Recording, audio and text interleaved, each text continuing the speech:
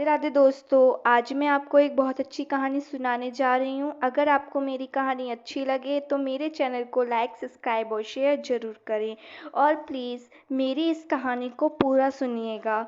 जयशंकर जी कुछ दिन पहले ही सरकारी अधिकारी के पद से रिटायर हुए थे। जब तक सेवा में रहे, अच्छे वेतन और सुविधाएं उन्हें मिलती रहीं। अब रिटायर के बाद उन्हें रिटायरमेंट में काफ़ी अच्छी रकम भी मिली थी और हर महीने की पेंशन अलग से आ जाती है। जयशंकर जी और रीमा जी के दो बेटे थे। दोनों बेटे राज और अनिल बेंगलुरु में मल्टीनेशनल कंपनियों में कार्य करते थे। जयशंकर जी अपनी पत्नी रीमा के साथ दिल्ली में 2 कमरों के एक छोटे से मकान में रहते थे। रिटायरमेंट के बाद से ही बड़ा बेटा राज अपनी माता को अपने साथ ले जाने की जिद करता रहता था। माँ, पिताजी, आप यहाँ अकेले रहते हैं, यहाँ कुछ नहीं रखा, आपका मन भी नहीं लगता होगा, आप हमारे साथ बेंगलुरु में रहिए। तो छोटे बेटे अनिल ने भी जिद करना शुरू कर दिया। हाँ माँ, पापा, आप हमारे साथ रहिएगा। बेटों की इस मान मोहर पर रीमा जी फूले नहीं समाती थी। कितना अच्छा लगता है ना जब रा कितना अच्छा लगता है ना जब हमारे बच्चे हमें अपने साथ रखने के लिए जिद करते हैं। लेकिन जयशंकर जी हमेशा एक ही बात कहते हुए उन्हें टाल देते थे कि जब तक हमारी जोड़ी सलामत है तब तक हमें यही रहना होगा और अपने आप ही हम यहाँ सब कुछ संभाल लेंगे। दूसरे शहर में लोग भी अजनबी होते हैं तो हमें वहाँ अटपटा सा लगेगा। रीमा जी का अपने बच्चों के साथ रहने का दिल करता था, लेकिन जयशंकर जी हंसते हुए कहते थे, जब मैं इस दुनिया से चला जाऊंगा फिर तुम चाहें हंसकर या रोकर तुम्हें उनके साथ ही रहना पड़ेगा। इस बात पर रीमा जी नाराज हो जाती थी। आप हमेशा दुनिया छोड़ के जाने की बात क्यों करते रहते हैं? आप जानते हैं कि मेरे जीवन में केवल एक ही इच्छा है कि मैं इस दुनिया से सुहागन ही विदा होकर जाऊं। अभी कुछ ही दिन ही बीते थे कि दोनों बेटा और बहुएं वीकेंड में उनके घर आ गए। बताओ, बातों बातों में दोनों बेटों ने रिटायरमेंट के पैसों की बात की। पिताजी, आप तो जानते ही हैं ना कि हम बेंगलुरु में किराए के मकान में रहते हैं। अपनी नौकरी से हमने अपने मकान बनाने के लिए काफ़ी हद तक पैसा जोड़ लिया है, लेकिन फिर भी कुछ पैसे कम पड़ रहे हैं। तो हम चाहते हैं कि रिटायरमेंट में जो पैसे मिलने वाले हैं वो पैसा आप हमें देकर हमारी मदद कर देते। 2 दिन बाद बेटे बेंगलुरु वापस चले गए, लेकिन उनकी बातों से जयशंकर जी के मन में एक अड़चन सी पैदा हो गई। तब मीना जी बोली, सुनिए जी, मैं तो कहती हूँ कि अगर बच्चे रिटायरमेंट के पैसे मांग रहे हैं तो देने में हर्ज ही क्या है। आज नहीं तो कल आखिर सब कुछ तो उनका ही है ना। रीमा जी ने जयशंकर जी को समझाते हुए कहा, जी जयशंकर जी व्यवहारिक बुद्धि वाले इंसान थे। वे अभी से अपने हाथ काट कर बच्चों को नहीं देना चाहते थे। लेकिन रीमा, वह पैसे हमारे बुढ़ापे के लिए हैं। आए दिन हम अखबार में खबर पढ़ते रहते हैं और न्यूज़ चैनल पर भी सुनते रहते हैं कि बच्चे अपने माँ बाप को किस तरह काट मजबूर कर देते हैं। मैं जानता हूँ कि हमने अपने बेटों को बहुत अच्छे संस्कार दिए हैं। हमारे बेटा ये नौबत नहीं आने देंगे, लेकिन वक्त का क्या भरोसा। रीमा जी, ऐसा फैसला भावुक होकर नहीं लिया जाता। लेकिन जी, आप यह भी तो सोचिए कि हमारे बेटे लायक हैं। उन्होंने काफ़ी हद तक पैसों का इंतजाम कर लिया है।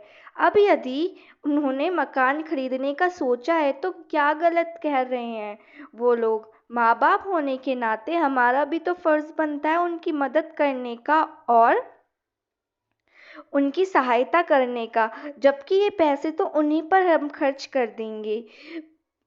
अपनी पेंशन से अगर उनका घर बन जाता है तो उसमें हर्ज ही कहाँ है। रीना जी की तर्क के आगे जयशंकर जी का कुछ ना बोल पाए। रिटायरमेंट के बाद आधे आधे दोनों पैसे दोनों बेटों में बांट दिए गए। कुछ ही दिनों में बेटों ने बेंगलुरु में ही अपना अपना फ्लैट खरीद लिया। देखते ही देखते 3 साल बीत गए, लेकिन अब रीमा जी की तबीयत थोड़ी खराब रहने लगी थी। उन्हें भूख लगनी बहुत कम हो गई थी। कुछ भी खाती तो उल्टी आ जाती। जयशंकर जी ने कितनी बार डॉक्टर को दिखाने के लिए कहा, लेकिन रीमा जी टालती रहती। एक दिन जयशंकर जी ने महसूस किया कि रीमा जी का शरीर पीला पड़ रहा है और उन्हें बहुत ज़्यादा कमज़ोरी आने लगी है, तो ज़बरदस्ती उन्हें डॉक्टर के पास ले गए। डॉक्टरों ने कुछ टेस्ट करवाने को कहा। रीमा जी की हालत गंभीर जानकर डॉक्टर ने उन्हें अस्पताल में ही एडमिट होने के लिए सलाह दी। अगले दिन जब जयशंकर जी को अपने पास बुलाया डॉक्टरों ने, तो उन्हें बताया कि रिपोर्ट में जो कुछ सामने आया वह दिल दहला देने वाला था। रीमा जी का लीवर खराब हो चुका था और बीमारी अब उनकी चरम सीमा पर थी। उन्हें कुछ ही महीनों में जो है लीवर ट्रांसप्लांट करवाना होगा। डॉक्टरों ने उन्हें ये सलाह दी और साथ ही साथ डॉक्टरों ने ये कहा, यदि समय पर ऑपरेशन करवा लिया गया तो उनकी जान बचाई जा सकती थी। ऑपरेशन का खर्चा कम से कम 50 लाख बताया गया था। साथ ही में लीवर का कुछ हिस्सा देने के लिए डोनर की भी ज़रूरत थी। यह सब सुनकर जैसे जयशंकर जी के शरीर में जान ही नहीं थी। उन्हें समझ नहीं आ रहा था कि वह खुद को संभालें या मौत की दहलीज पर खड़ी अपनी पत्नी को। कांपते हाथों से उन्होंने दोनों बेटों को तुरंत फ़ोन किया और जल्दी से जल्दी घर आने के लिए कहा।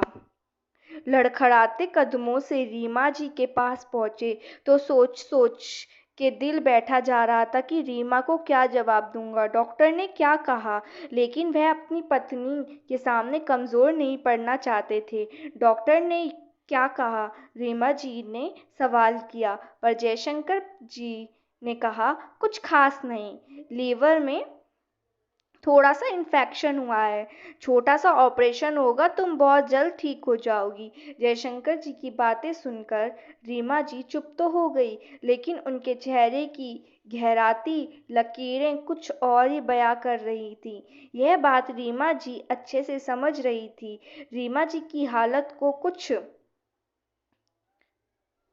कुछ तो हुआ है, यही बात वो सोचने लगी। पर बाद में कुछ जरूरी दवाइयाँ देकर उन्हें घर ले जाने को कह दिया गया और जयशंकर जी को निर्देश दिया गया कि जैसे ही पैसे और डोनर का इंतजाम हो जाए, हॉस्पिटल में सूचित करें। जब बेटा घर आए तो जयशंकर जी ने रीमा जी की हालत के बारे में उन्हें बताया।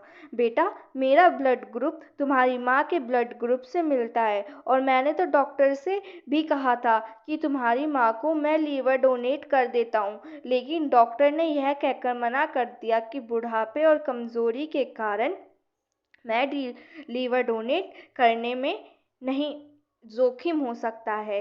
बेटा, कल तुम दोनों हॉस्पिटल जाकर अपना अपना ब्लड ग्रुप चेक करवा लो, ताकि जल्द से जल्द ऑपरेशन का इंतज़ाम किया जा सके। और हाँ, डॉक्टर ने कम से कम 40 से 50 लाख का खर्चा बताया है। बेटा, तुम तो जानते हो कि मैं अपने रिटायरमेंट का सारा पैसा तुम दोनों को दे चुका हूँ। अब ऑपरेशन का खर्च उठाने की जिम्मेदारी तुम्हारी है। लीवर देने की बात सुनकर दोनों बेटे एकदम से घबरा गए, लेकिन अपने पिताजी के आगे कुछ ना बोल सके और अगले दिन अपना ब्लड ग्रुप चेक कराने के लिए हॉस्पिटल चले गए, यह सोचकर कि क्या पता ब्लड ग्रुप मैच ना ही करे और यदि डोनर ही नहीं मिलेगा तो पैसे भी नहीं देने पड़ेंगे। लेकिन जब ब्लड ग्रुप चेक कराया तो पता चला कि दोनों ही बेटों का ब्लड ग्रुप माँ से मैच करता है। यह बात सुनकर जयशंकर जी के दिल को तो कुछ राहत हुई। तो बेटा, कब करवाना है ऑपरेशन? तुम दोनों में से जिसका भी अपनी माँ को लीवर देने का मन बनता है, जल्दी से जल्दी अपनी ऑफिस की छुट्टी लेकर आ जाओ, क्योंकि मैं नहीं चाहता कि तुम्हारी माँ की तबीयत और ज़्यादा खराब हो। जयशंकर जी की यह बात सुनकर दोनों बेटों का दिल बैठा सा ही जा रहा था। पिताजी, आप तो जानते ही हैं कि मेरा परिवार अभी तो शुरू ही हुआ है, छोटे छोटे बच्चे हैं मेरे, और फिर ऑफिस का काम छोड़कर बैठ जाऊंगा तो परिवार कैसे चलेगा मेरा? आप बड़े बड़े बड़े भैया से कहिए, माँ को लीवर देने के लिए। कहते हुए छोटे बेटे ने अपना पल्ला झाड़ लिया। जयशंकर जी ने बड़े बेटे की तरफ देखा तो बोला, बड़ा बेटा, पिताजी, मैं भी चाहता हूँ कि माँ जल्द से जल्द ठीक हो जाए और घर आ जाए, लेकिन जब मैंने अपनी बहू से इस बात की तो वह कहने लगी कि माँ जी की तो अब उम्र निकल गई है, लेकिन मेरे सामने तो मेरी पूरी जिंदगी है, इसलिए वह कोई रिस्क नहीं लेना चाहती। और बाबूजी, मुझे भी उसकी बात बिल्कुल सही लगी। जवान बेटे के मुंह से ऐसे शब्द सुनकर जयशंकर जी की हैरानी का ठिकाना न रहा। उनका मुंह खुला का खुला ही रह गया और आंखों से आंसू टपकने लगे। उन्होंने कभी उम्मीद भी नहीं की थी कि उनके बेटे अपनी माँ के बारे में ऐसी सोच रखते हैं। रात हो चुकी थी और सब लोग सोने चले गए, लेकिन जयशंकर जी की आंखों में नींद गायब हो चुकी थी। यह बात जानते थे कि उनके बेटे वह सही नहीं है, वह बात को बस टाल रहे हैं। जब और वो यह बात याद करने लगे कि जब 5 साल के बाद भी उनके घर में कोई संतान नहीं हुई थी, तो उन्होंने क्या क्या किया था। उन्होंने संतान के लिए मंदिर, मस्जिद, गुरुद्वारे, हर जगह जाकर मन्नतें मांगी थीं, कितने डॉक्टरों से इलाज करवाया था, तब जाकर उन्हें संतान प्राप्त हुई थी। अगले दिन सुबह जब जयशंकर जी कमरे में बाहर आए तो देखा कि दोनों बेटे बेंगलुरु वापस जाने के लिए तैयार खड़े थे। जयशंकर जी कुछ बोल पाने की स्थिति में तो थे नहीं, लेकिन अपनी पत्नी के प्यार से विवश जयशंकर जी रुधले हुए गले से बोले, ठीक है बेटा, यदि तुम लीवर नहीं देना चाहते हो तो कोई बात नहीं, पर कम से कम पैसों का तो इंतजाम कर दो। तुम्हारी माँ को इतना सुनते ही बड़ा बेटा बोला, पिताजी, वह पैसे तो घर खरीदने में चले गए, अब तो पैसे हमारे पास है ही नहीं, जो भी पैसे थे हमने मकान में लगा दिए। अपने भाई की बात सुनकर छोटा बेटा भी बोला, वैसे पिताजी, आपको नहीं लगता कि माँ के ऊपर इतने पैसे खर्च करना पैसों की बर्बादी होगी? और अभी माँ की उम्र भी हो चुकी है, बाबा ही इतने पैसे हमसे लेना क्या आपको शोभा देता है? आपको भी और माँ को भी। हमारे पास एक फूटी कौड़ी भी नहीं है जो हम माँ के ऑपरेशन पर खर्च कर सकें। तब इतना कहकर दोनों बेटा और बेंगलुरु जाने के लिए निकल गए। करीब 1 सप्ताह के बाद दोनों बेटे गुस्से में लाल होते हुए जयशंकर जी के पास वापस आए और कहने लगे, बाबूजी, वाह बाबूजी, आप ऐसा कर सकते हैं क्या? कभी हमने तो सोचा ही नहीं था। क्या कभी कोई पिता अपने बेटों पर केस करता है? आपने हमारे लिए जो किया वह आपका फर्ज था। हर माता पिता अपने बच्चों को पढ़ा लिखा कर कामयाब बनाते हैं, लेकिन इसका मतलब यह तो नहीं है कि वह सब अपने बेटों पर ही केस कर दें। छोटे बेटा बोला। तो इस पर बड़े बेटे ने भी कहा, यह सब तो जो आप कर रहे हैं, तो इससे आपकी और हमारी कितनी समाज में बदनामी होगी, यह जानते भी हैं आप? जयशंकर जी चुपचाप अपने बेटों की बात सुनते जा रहे थे। एकाएक अपना धीरज खो बैठे और जो भरी आवाज में बोले, सही कह रहे हो तुम दोनों बेटे, बदनामी तो होगी, लेकिन मेरी नहीं, तुम्हारी होगी कि कैसे बेटे हैं जो अपने माँ बाप के लिए कुछ भी नहीं कर सकते। माँ की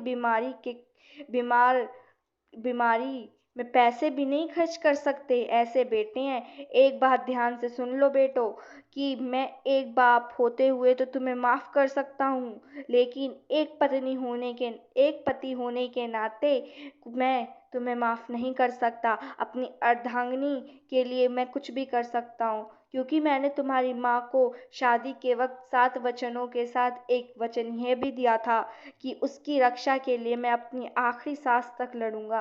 राजा बेटा, तुम्हें शायद मालूम नहीं है, इसीलिए बता देता हूँ कि तुम्हारे पैदा होने से पहले तुम्हारी माँ भी सरकारी नौकरी किया करती थी, लेकिन जब तुम पैदा हुए तो तुम्हें पालने और पोषण के लिए उसने सरकारी नौकरी तक का त्याग कर दिया। वह सोचती थी कि वह अपने बेटे की परवरिश के साथ कोई समझौता नहीं करना चाहती, और आज जब तुम्हारी माँ जिंदगी और मौत के बीच जूझ रही है, उसे पैसे की जरूरत है, तुम उस पर पैसा खर्च करना फिजूल खर्ची लगती है। और अनिल, तुम एक बार बात जान लो, तुम्हें बचपन में निमोनिया हो गया था, तो तुम बुखार में तप रहे थे। तब आधी रात को मैं और तुम्हारी माँ तुम्हें गोद में लेकर पैदल चलकर डॉक्टर के घर गए थे, क्योंकि डॉक्टर ने घर आने के लिए बहुत पैसे मांगे थे, जो कि उस वक्त हमारे पास नहीं थे। और आज तुम इतने बड़े हो गए हो कि मौत तो सबको आनी है, एक ना एक दिन तो सभी को इस दुनिया से जाना है। फिर इस उम्र में माँ पर लाखों खर्च करने की क्या जरूरत है? ऐसा बोल रहे हो बेटा? तुम लोगों की बेंगलुरु में अच्छे कॉलेज में पढ़ाई की जिद, ताकि आगे जाकर तुम्हें अच्छी नौकरी मिल सके, तुम्हें अच्छे और परिवार बना सको, तुम अपने पैरों पे खड़े हो सको, के लिए हमने अपना पुश्तैनी मकान तक बेच दिया था, ताकि तुम्हें सेटल कराने के लिए कोई आर्थिक परेशानी आड़े ना आए। और हमें दो और हमें और मैं अपना मकान बेच भी दूं, इस छोटे से मकान को, पर इससे बेचने से मुझे 2 लाख से ज़्यादा रुपए नहीं मिलेंगे। अपने बेटों के लिए हमने क्या कुछ नहीं किया, लेकिन वही बेटे आज माँ के इलाज के लिए एक फूटी कौड़ी भी नहीं देना चाहते हैं। बेटे ये सोचकर हैरान हो गए कि जब रीमा को पता चलेगा कि उसके बेटों की उसकी और उसके बारे में ऐसी सोच है, तो उस पर क्या गुजरेगी। लेकिन पिताजी, आप यह भी तो सोचिए कि 40 लाख कोई छोटी रकम तो नहीं होती है, और उसके बाद भी क्या गारंटी है कि माँ ठीक हो जाएंगी। बेटा, मैंने सब कुछ सोच लिया है, अब तुम यही सोचो कि जिंदगी रही तो पैसा तो दोबारा भी आ जाएगा, लेकिन तुम्हारी माँ दोबारा नहीं आ सकती। मैं तो इस छोटे से मकान को भी बेचने को तैयार हूँ, लेकिन इससे क्या फायदा है मेरा? अब जब तुमने माँ के ऑपरेशन के पैसे देने से साफ साफ इनकार कर ही दिया है, तो मेरे पास कोई और रास्ता नहीं बचा। आखिर मुझे कानून का रास्ता अपनाना ही पड़ा। तुम लोगों के खिलाफ केस दर्ज करवाना पड़ा। जो रिटायरमेंट के पैसे मैंने तुम्हें दिए हैं, अब वह मुझे वापस चाहिए। जयशंकर जी ने केस वापस लेने से इनकार कर दिया। बेटों से बात करने के बाद जब जयशंकर जी रीमा जी के पास कमरे में आए, तो रीमा जी उनके और सवालिया निगाहों से देख रही थीं और पूछने लगी, अजी, आप यह बीच बीच में कहाँ चले जाते हैं आजकल? मुझे कुछ समझ नहीं आ रहा है, कुछ महसूस नहीं हो रहा है, ऊपर से आप भी मुझे अकेला छोड़कर चले जाते हैं।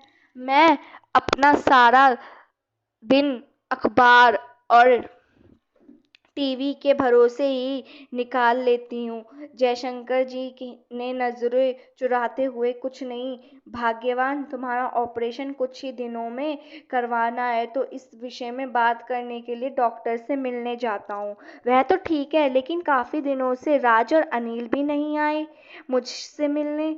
इस पर जयशंकर जी चुप हो गए, मन ही मन सोचने लगे, तुम्हें कैसे बताऊं रीमा, तुम्हारे दोनों कलयुगी बेटों की करतूतें। अपने मन का गुबार तो मैं भी तुम्हारे सामने खोलना चाहता हूँ, लेकिन मैं तुम्हें इस वक्त यह सब कुछ नहीं बता सकता, क्योंकि तुम्हारी हालत बहुत ही ज़्यादा गंभीर है, और इस गंभीरता को देखते हुए कोर्ट ने भी केस की सुनवाई अगले दिन से ही शुरू कर दी। ऐसा अनोखा मामला आने पर जज साहब भी हैरान थे कि बाप को अपने बेटों पर इसलिए केस करना पड़ रहा है कि बेटे अपने माँ बाप की जिम्मेदारी नहीं उठा पा रहे हैं। कोर्ट ने मामले की नज़ाकत को देखते हुए लगातार 3 दिन तक सुनवाई की और तीसरे दिन जज साहब ने फैसला सुना दिया। फैसला यह था कि 1 सप्ताह के अंदर अंदर दोनों बेटे राज और अनिल अपने पिता के लिए रिटायरमेंट के पूरे पैसे ब्याज सहित चुकाएंगे। यदि वे ऐसा नहीं करते हैं तो उन दोनों के घरों को नीलाम कर दिया जाएगा और नीलामी के पैसों से जयशंकर जी की पत्नी का इलाज करवाया जाएगा। बाहर खड़े मीडिया कर्मियों ने भी इस केस को हाईलाइट करना शुरू कर दिया। सामने आई 2 कलयुगी बेटों की करतूतें। आज का यह फैसला आने वाली पीढ़ी के लिए सीख बनने वाला है। जब बच्चे छोटे होते तो हम उनकी देखभाल करते हैं, उनकी हिफाजत करते हैं, उनका पालन पोषण करते हैं, तो आगे जाकर वही बच्चे अपनी जिम्मेदारी भूलकर अपने माता पिता को इतना दुख क्यों देते हैं। दोनों बेटे हक्के बक्के रह गए। सभी लोग उनकी तरफ हैरानी से देख रहे थे। उन्हें एहसास हो गया था कि उन्होंने कितना शर्मिंदगी भरा काम किया है। थोड़ी ही देर में वह दोनों आए और कहने लगे, आप चिंता मत कीजिए, हम इस फैसले के खिलाफ हाई कोर्ट में अपील करेंगे। मैं आप लोगों को जीत दिलाकर ही मानूंगा। लेकिन दोनों बेटों ने साफ साफ इनकार कर दिया अपने वकील की बातों पर। शायद उन्होंने अपनी गलती का एहसास हो चुका था। घर पहुंचकर बड़ा बेटा राज और पिता के पैरों में गिरकर कहने लगा कि हमसे गलती हो गई, हमारे पापा, हम अपनी माँ के लिए पैसे और लीवर ट्रांसप्लांट के लिए मान जाएंगे। तब इस पे छोटे बेटे अनिल ने बोला, भैया यदि आप लीवर दे रहे हैं तो पैसों की जिम्मेदारी मेरी बनती है। मैं आज ही अपने मकान को गिरवी रखकर लोन के लिए अप्लाई कर देता हूँ। इस पर जयशंकर जी ने अपने दोनों बेटों से कहा, बेटा तुमसे एक गुजारिश करना चाहता हूँ कि मैंने तुम्हारी माँ को हाई कोर्ट केस के बारे में कुछ नहीं बताया है और मैं चाहता हूँ कि आगे भी उन्हें इस बारे में पता ना चले, नहीं तो एक माँ का दिल हमेशा हमेशा के लिए टूट जाएगा। दोनों बेटों ने मौन रहकर इस बात के लिए हामी भर दी। जयशंकर जी ने अब और ज़्यादा देर करना उचित नहीं समझा और अगले ही दिन हॉस्पिटल जाकर डॉक्टर से मिले। डॉक्टर ने ऑपरेशन की तारीख 2 दिन बाद की बता दी और रीमा जी को हॉस्पिटल में एडमिट करने को कह दिया। जयशंकर जी को अब कुछ तसल्ली हो गई कि उनकी पत्नी अब कुछ ही दिनों में बिल्कुल स्वस्थ हो जाएंगी। डॉक्टर से बातचीत करने के बाद जब जयशंकर जी अपने दोनों बेटों के साथ घर पहुंचे, घर पहुंचते ही रीमा जी के पास गए। देखा तो रीमा जी अखबार पढ़ते पढ़ते ही सो गई हैं। रीमा उठो, हमने डॉक्टर से बात कर ली है, डॉक्टर ने आज ही एडमिट होने के लिए कहा है। देखो हमारे दोनों बेटे भी आए हैं, तुम्हारे दोनों बेटों ने तुम्हारे ऑपरेशन में आने वाली सारी मुश्किलों को हल कर दिया है। जयशंकर जी रीमा जी के हाथ से अखबार लेने लगे, लेकिन यह क्या था, रीमा जी के अंदर तो कुछ था ही नहीं। यह देखकर जयशंकर जी की रूह कांप गई कि उनकी पत्नी अब उनके बीच नहीं है। दोनों बेटों ने उन्हें हिलाया डुलाया, लेकिन रीमा जी इस दुनिया को छोड़कर जा चुकी थी। जयशंकर जी ने अखबार उठाकर देखा तो उस पर पहले ही पन्ने पर उनके केस के विषय में विस्तार से खबर छपी हुई थी और उस पर बड़े बड़े अक्षरों में लिखा हुआ था कि कलयुगी बेटों की करतूतें। अगर आपको मेरी कहानी अच्छी लगे तो प्लीज़ प्लीज़ मेरे चैनल को सब्सक्राइब करें और मेरी वीडियो को लाइक करें। धन्यवाद।